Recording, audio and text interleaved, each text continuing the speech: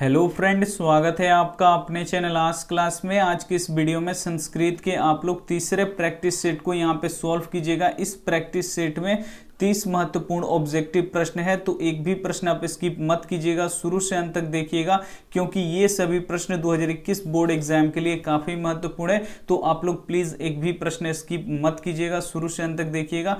Practice set करने के बहुत सारे फायदे होते हैं। प्रैक्टिस सेट आप लोग कीजिएगा तो ये जो आप पीछे के प्रश्न याद कर चुके हैं उनका ये प्रैक्टिस सेट रिवीजन कराता है और साथ में आपको बताता है कि आपकी तैयारी अभी कितनी हुई है। तो ये प्रैक्टिस सेट आज से रोज सुबह 5 बजे सुबह में चलेगा, तो आप लोग लाइव आना बिल्कुल आप लोग मत भूलिएगा। चैनल को अभी तक आप सब्सक्राइब नहीं किए हैं तो चैनल को आप सब्सक्राइब कर लीजिए और साथ में बेल आइकन को ऑल पे दबा लीजिएगा, ताकि जब भी कोई लाइव क्लास ले या वीडियो अपलोड करे तो सबसे पहले नोटिफिकेशन आप तक पहुंचे। तो आइए शुरू करते हैं यहाँ पे पहले नंबर प्रश्न से। पहला प्रश्न है यहाँ पे, औरणियान महिमनामात्मन यह पद किस उपनिषद से लिया गया है? ए ऑप्शन है यहाँ पे कठोपनिषद, बी ऑप्शन है यहाँ पे ईश्वासुयोपनिषद, सी ऑप्शन है यहाँ पे मुंडकोपनिषद, डी ऑप्शन है यहाँ पे श्वेताश्वेतोपनिषद। तो यहाँ पे बताना है कि औरणियान महिमनामात्मन यह पद किस उपनिषद से लिया गया है? तो ये कठोपनिषद से लिया गया है, यानी यहाँ पे क्या हो जाएगा, ए ऑप्शन क्या हो जाएगा, यहाँ पे बिल्कुल सही हो जाएगा। ये देखते हैं अगला प्रश्न है यहाँ पे। अगला प्रश्न यहाँ पे देखिए, सत्य के मुंह से पर्दा हटाने की याचना किससे की गई है? ए ऑप्शन है यहाँ पे पूषण से, बी ऑप्शन है गुरु से, सी ऑप्शन है राम से, डी ऑप्शन है यहाँ पे शंकर से। तो यहाँ पे बताना है कि सत्य के मुंह पर से पर्दा हटाने की याचना किससे की गई है? तो पूषण से की गई है, यानी यहाँ पे क्या हो जाएगा, ए ऑप्शन क्या हो जाएगा, यहाँ पे बिल्कुल सही हो जाएगा। ये देखते हैं अगला प्रश्न यहाँ पे 3 नंबर प्रश्न है यहाँ पे, ग्रामोय महानगरम भविष्यति किसने कहा था? काफी ही महत्वपूर्ण प्रश्न है कि यह ग्राम एक दिन महानगर बनेगा भविष्य में, यह किसने कहा था? ए ऑप्शन है यहाँ पे भगवान महावीर, बी ऑप्शन है यहाँ पे राजा अशोक, सी ऑप्शन है फहियान, डी ऑप्शन है यहाँ पे भगवान बुद्ध। तो ग्रामेय महानगरम भविष्यति की यह ग्राम भविष्य में महानगर बनेगा किसने कहा था? तो भगवान बुद्ध ने कहा था, यानी यहाँ पे क्या हो जाएगा, डी ऑप्शन क्या हो जाएगा, यहाँ पे बिल्कुल सही हो जाएगा। किस ग्राम को कहे थे कि ये नगर एक दिन भविष्य में महानगर बनेगा? तो जो पाटलिपुत्र था उसी को बोले थे कि ये आगे चलकर ये एक दिन भविष्य में महानगर बनेगा, यानी यहाँ पे डी ऑप्शन क्या हो जाएगा, सही हो जाएगा। यह किसने कहा था? तो भगवान बुद्ध ने कहा था। आइए देखते हैं अगला प्रश्न यहाँ पे। अगला प्रश्न यहाँ पे देखिए 4 नंबर प्रश्न है, मेगास्थनीज कहाँ का रहने वाला था? जो मेगास्थनीज था वो कहाँ का रहने वाला था? ए ऑप्शन है चीन, बी ऑप्शन है जापान, सी ऑप्शन है यूनान, डी ऑप्शन है यहाँ पे श्रीलंका। तो जो मेगास्थनीज था वो कहाँ का रहने वाला था? तो मेगास्थनीज यूनान का रहने वाला था, यानी यहाँ पे सी ऑप्शन क्या हो जाएगा, यहाँ पे बिल्कुल सही हो जाएगा। जो मेगास्थनीज था वो कहाँ का रहने वाला था? यूनान का रहने वाला था। ये देखते हैं अगला प्रश्न यहाँ पे 5 नंबर प्रश्न है, महात्मा गांधी सेतु किस नदी पर है? जो महात्मा गांधी सेतु है पटना में, वो जो नदी पुल है वो किस नदी पे स्थित है? ए ऑप्शन है यहाँ पे गंडक, बी ऑप्शन है यहाँ पे गंगा, सी ऑप्शन है यहाँ पे पुनपुन, डी ऑप्शन है यहाँ पे सोन। तो जो महात्मा गांधी सेतु नदी पुल है वो किस नदी पे है? तो गंगा नदी पे है, यानी यहाँ पे बी ऑप्शन क्या हो जाएगा, यहाँ पे बिल्कुल सही हो जाएगा। महात्मा सेतु क्या है? तो ये एक नदी पुल है और ये किस नदी पे है? तो गंगा नदी पे है, यानी यहाँ पे बी ऑप्शन क्या हो जाएगा, यहाँ पे बिल्कुल सही हो जाएगा। ये देखते हैं 6 नंबर प्रश्न है यहाँ पे, बीरेश्वर कौन था? जो बीरेश्वर था वो कौन था? ए ऑप्शन है राजा, बी ऑप्शन है सिपाही, सी ऑप्शन है मंत्री, डी ऑप्शन है यहाँ पे राजकुमार। तो जो बीरेश्वर थे वो कौन थे? तो बीरेश्वर एक मंत्री थे, यानी यहाँ पे क्या हो जाएगा, सी ऑप्शन क्या हो जाएगा, यहाँ पे बिल्कुल सही हो जाएगा। और जो बीरेश्वर थे वो कैसे थे? तो बहुत ही दानशील थे, यानी यहाँ पे सी ऑप्शन क्या हो जाएगा, यहाँ पे बिल्कुल सही हो जाएगा। काफी महत्वपूर्ण प्रश्न है, तो आप लोग एक भी प्रश्न स्किप मत कीजिएगा, शुरू से अंत तक देखिएगा। यहाँ पे देखिए 7 नंबर प्रश्न है, आलस कथा पाठ किस ग्रंथ से उद्धत है? जो आलस कथा पाठ है वो किस ग्रंथ से लिया गया है? ए ऑप्शन है यहाँ पे हितोपदेश, बी ऑप्शन है यहाँ पे 10 कुमार रचित, हम यहाँ पे सी ऑप्शन है पंचतंत्र, डी ऑप्शन है यहाँ पे पुरुष परीक्षा। तो यहाँ पे बताना है कि जो आलस कथा पाठ है वो किस ग्रंथ से लिया गया है? तो जो आलस कथा पाठ है वो किस ग्रंथ से लिया गया है? तो ये पुरुष परीक्षा से लिया गया है, यानी यहाँ पे डी ऑप्शन क्या हो जाएगा, यहाँ पे बिल्कुल सही हो जाएगा। ये देखते हैं अगला प्रश्न यहाँ पे 8 नंबर प्रश्न है यहाँ पे, आलसशाला में आग क्यों लगाई गई थी? जो आलसशाला था जिसमें आलसी लोग रहते थे उसको आग क्यों लगाई गई थी? ए ऑप्शन है यहाँ पे आलसी आलसियों को जगाने के लिए, बी ऑप्शन है यहाँ पे आलसियों को भगाने के लिए, सी ऑप्शन है यहाँ पे आलसियों की जांच के लिए, डी ऑप्शन है यहाँ पे आलसियों को सुलाने के लिए। तो जो आलसशाला थी उसमें आग क्यों लगाई गई थी? तो आलसियों को, असली जो आलसी थे उनकी पहचान करने के लिए, क्योंकि उसमें जो धूर्त थे, जो कृत्रिम आलस दिखाकर भोजन ग्रहण कर रहे थे, उनको यहाँ से हटाने का काम था, और जो असली आलसी थे उनको यहाँ पे पहचानने का कार्य था। तो इसीलिए आलसशाला में आग लगाई गई थी, क्योंकि जो असली आलसी थे वो यहाँ पे पकड़े जाएं। तो आलसियों की जांच के लिए ही आलसशाला में आग लगाई गई थी, यानी यहाँ पे सी ऑप्शन क्या हो जाएगा, यहाँ पे बिल्कुल सही हो जाएगा। ये देखते हैं अगला प्रश्न यहाँ पे।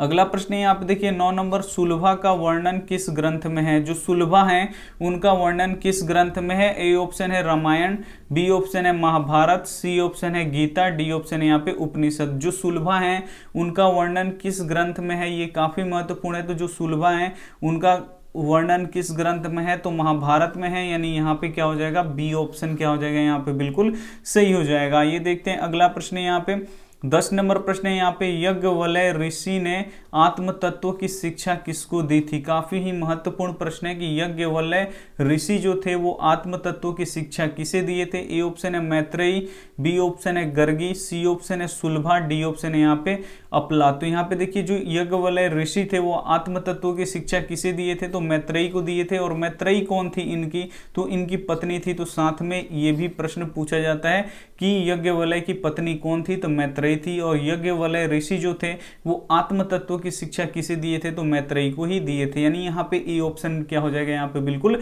सही हो जाएगा। ये देखते हैं अगला प्रश्न यहाँ पे 11 नंबर प्रश्न यहाँ पे देखिए, लौकिक संस्कृत साहित्य की कवित्रियों में प्रमुख कौन है? काफी महत्वपूर्ण प्रश्न है कि लौकिक संस्कृत साहित्य की कवित्रियों में प्रमुख कौन है? ए ऑप्शन है गर्गी, बी ऑप्शन है विजयांका, सी ऑप्शन है यहाँ पे पंडित क्षमाराव, डी ऑप्शन है यहाँ पे उर्वशी। तो लौकिक संस्कृत साहित्य की कवित्रियों में प्रमुख कौन है? तो पंडित क्षमाराव हैं, यानी यहाँ पे क्या हो जाएगा, सी ऑप्शन क्या हो जाएगा, यहाँ पे बिल्कुल सही हो जाएगा। ये प्रश्न काफी ही महत्वपूर्ण है बोर्ड एग्जाम के लिए। आइए देखते हैं अगला प्रश्न यहाँ पे।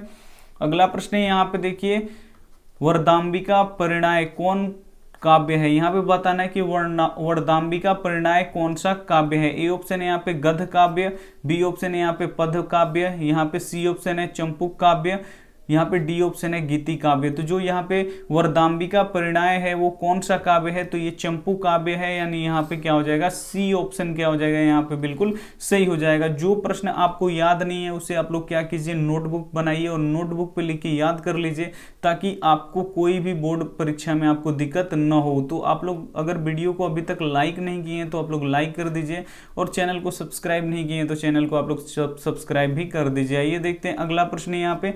अगला प्रश्न यहाँ पे देखिए 13 नंबर, भारत महिमा पाठ में कितने पद हैं? यहाँ पे बताना है कि जो भारत महिमा पाठ है उसमें कितने पद हैं। ए ऑप्शन है यहाँ पे 3, बी ऑप्शन है यहाँ पे 2, सी ऑप्शन है 5, डी ऑप्शन है 4। तो भारत महिमा पाठ में कितने पद हैं? तो भारत महिमा पाठ में 5 पद हैं, यानी यहाँ पे क्या हो जाएगा, सी ऑप्शन क्या हो जाएगा, यहाँ पे बिल्कुल सही हो जाएगा। ये देखते हैं अगला प्रश्न यहाँ पे 14 नंबर प्रश्न है, किस संस्कार में सप्तपदी विधि संपन्न की जाती है? ए ऑप्शन है यहाँ पे शिक्षा संस्कार, बी ऑप्शन है जन्म पूर्व संस्कार, सी ऑप्शन है शैशव संस्कार, डी ऑप्शन है यहाँ पे विवाह संस्कार।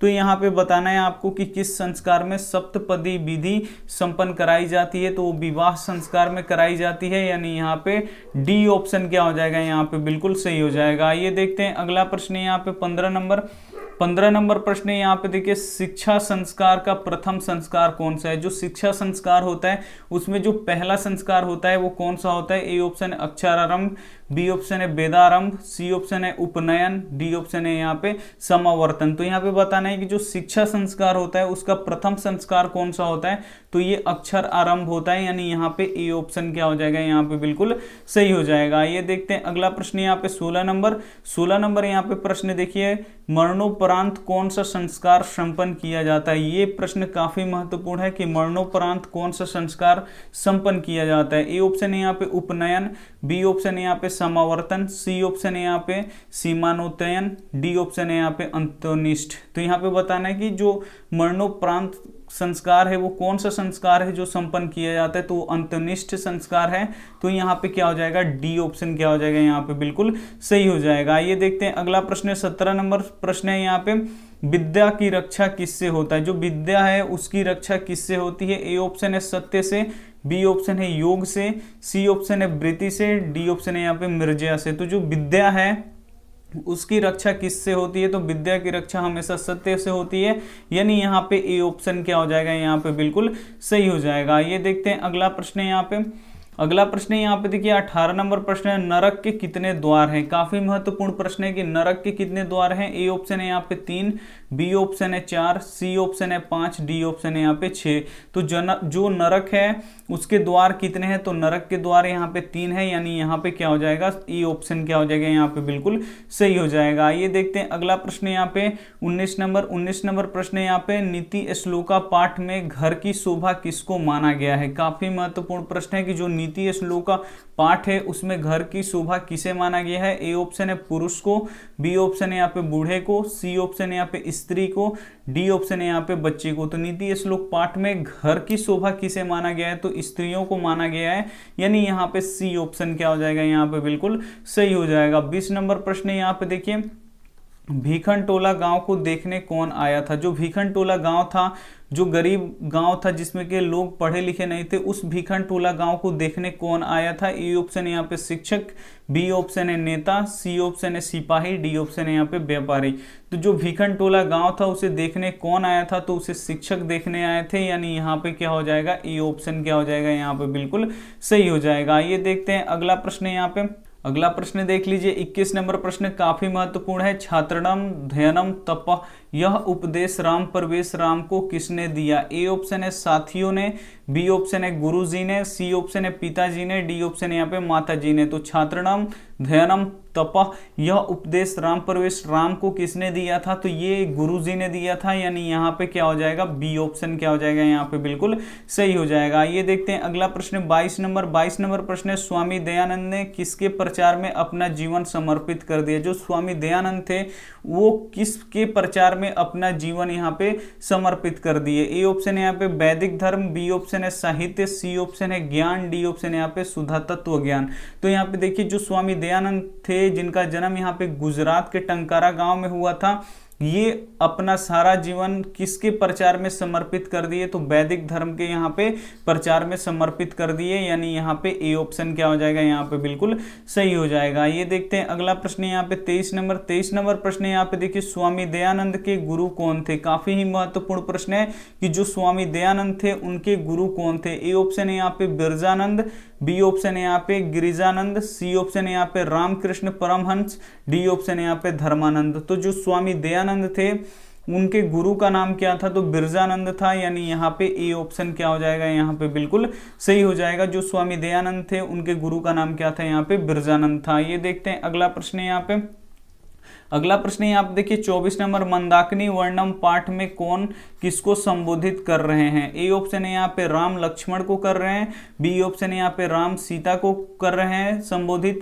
सी ऑप्शन है यहाँ पे सीता राम को कर रही हैं संबोधित, डी ऑप्शन है यहाँ पे सीता लक्ष्मण को संबोधित कर रही है। तो यहाँ पे देखिए मंदाकिनी वर्णम पाठ में कौन किसको संबोधित कर रहा है, तो राम जी सीता जी को यहाँ पे क्या कर रहे हैं, संबोधित कर रहे हैं, यानी यहाँ पे बी ऑप्शन क्या हो जाएगा यहाँ पे बिल्कुल सही हो जाएगा। ये देखते हैं 25 नंबर प्रश्न यहाँ पे, 25 नंबर प्रश्न यहाँ पे देखिए, मृग समूह के पीने से मंदाकिनी का जल कैसा हो गया है। जो मृग समूह थे वो मंदाकिनी का जल पिए हैं तो कैसा हो गया है मंदाकिनी का यहाँ पे जो जल है। ए ऑप्शन है लाल, बी ऑप्शन है यहाँ पे पीला, सी ऑप्शन है यहाँ पे कलुषित, डी ऑप्शन है यहाँ पे स्वच्छ। तो यहाँ पे देखिए मृग समूह के पीने से मंदाकिनी का जल कैसा हो गया था, तो यहाँ पे देखिए कलुषित हो गया है, यानी यहाँ पे दूषित हो गया है, यानी यहाँ पे क्या हो जाएगा, सी ऑप्शन क्या हो जाएगा यहाँ पे बिल्कुल सही हो जाएगा। ये देखते हैं 26 नंबर प्रश्न यहाँ पे, 26 नंबर प्रश्न यहाँ पे, कुत्र तौ कंगड़म किसने कहा। जो कुत्र तौ कंगड़म यानी कंगन कहाँ पे है किसने कहा। ए ऑप्शन है यहाँ पे बाघ ने, बी ऑप्शन है लेखक ने, सी ऑप्शन है यहाँ पे पथिका ने, डी ऑप्शन है इनमें से कोई नहीं। तो कुत्र तौ कंगड़म किसने कहा, तो यानी कंगन कहाँ है किसने कहा, तो ये पथिका ने कहा था, यानी यहाँ पे क्या हो जाएगा, यहाँ पे सी ऑप्शन क्या हो जाएगा यहाँ पे बिल्कुल सही हो जाएगा। ये देखते हैं अगला प्रश्न यहाँ पे, अगला प्रश्न यहाँ पे देखिए 27 नंबर प्रश्न है, बाघ कहाँ खड़ा था। जो बाघ था वो कहाँ पे खड़ा था ये आपको बताना है। ए ऑप्शन है नदी के किनारे, बी ऑप्शन है झील के किनारे, सी ऑप्शन है झरना के पास, डी ऑप्शन है तालाब के किनारे। तो जो बाघ था वो कहाँ पे खड़ा था, तो बाघ तालाब के किनारे खड़ा था, यानी यहाँ पे डी ऑप्शन क्या हो जाएगा, यहाँ पे बिल्कुल सही हो जाएगा। आइए देखते हैं अगला प्रश्न यहाँ पे। अगला प्रश्न यहाँ पे देखिए 28 नंबर प्रश्न है, कर्ण के जन्म से ही सदा साथ रहने वाला रक्षक कौन थे। ए ऑप्शन है कवच, बी ऑप्शन है कुंडल, सी ऑप्शन है कवच कुंडल दोनों, डी ऑप्शन है यहाँ पे गदा। तो जो कर्ण थे उनके पास जन्म से ही साथ रहने वाले रक्षक कौन थे, तो कवच कुंडल थे, यानी यहाँ पे क्या हो जाएगा, सी ऑप्शन क्या हो जाएगा, यहाँ पे बिल्कुल सही हो जाएगा। जिसे कवच कुंडल किसने मांग लिया दान में, तो जो यहाँ पे भगवान इंद्र थे वो साधु के भेष में गए और जो ये कवच कुंडल था वो दान में मांग लिए, क्योंकि कर्ण बहुत ही दानशील आदमी थे, कोई भी कुछ भी मांगा करता था तो ये कर्ण जो थे वो दे देते थे। ये भी प्रश्न आता है कि कर्ण किसके पुत्र थे, तो कर्ण सूर्य के पुत्र थे।